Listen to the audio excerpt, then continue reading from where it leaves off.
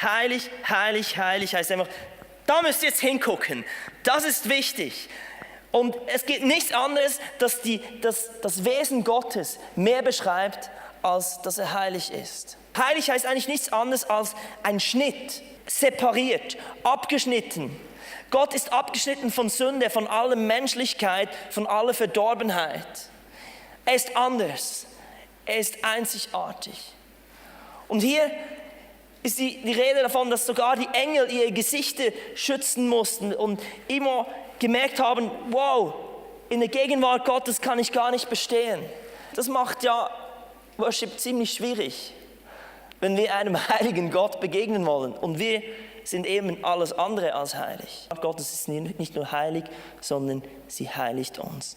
Wenn du eine Frucht hast, die faul ist in deinem Früchtekorb, es kann 5 gute Äpfel haben, einer, der faul ist. Es ist nicht, dass die 5 Guten den Faulen gesund machen, sondern es ist so, dass der Faule alle Gesunden verdirbt. Wenn jemand krank ist neben dir, die Chance ist nicht, dass du ihn heilst, nur weil du neben ihm sitzt, sondern dass er dich krank macht.